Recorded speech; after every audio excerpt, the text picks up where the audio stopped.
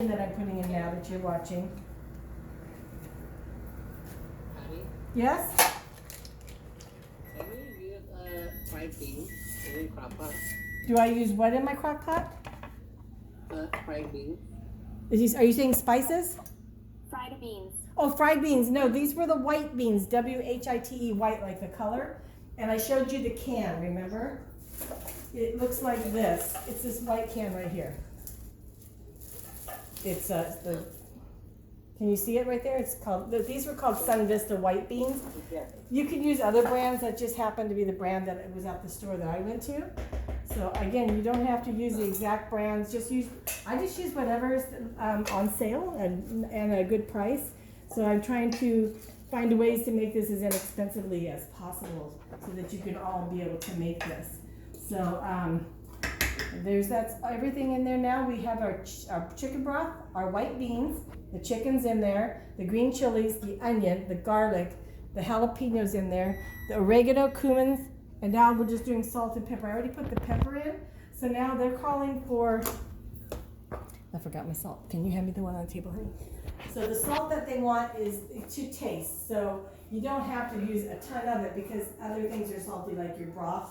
And right there on the table by the other side of them, straight back by the candles. Thank you. So so then you'll just put a little salt on there, close it down. You're going, oh, the frozen corn. I was forgetting something that didn't feel right. So then I just have a bag of corn, the 1 pound size. And you're just gonna throw the whole corn in there.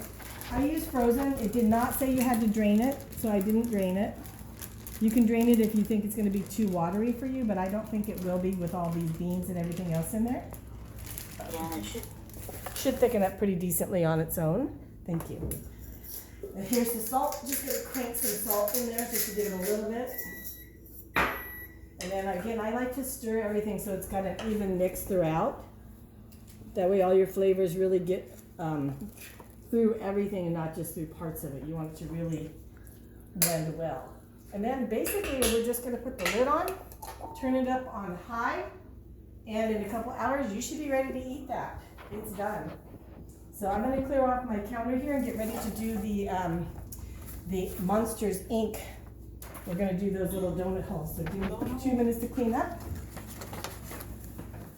What are you showing? What is it? Yeah, I'm recording, so add my notes, because my mom's going to be making it later on. Thanks for the interruption there. Pardon me. Gotta get these things off the counter. Looks good, Patty. Thank you. I think it looks good too.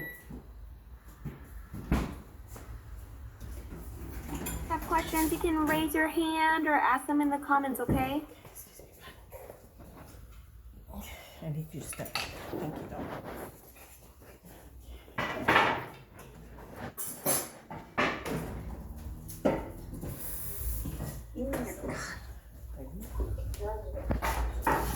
Now for the donut holes, what you need, you guys, you need some donut holes. I found at Stater Brothers, they sell this little cup right here of just Krispy Kreme little donuts.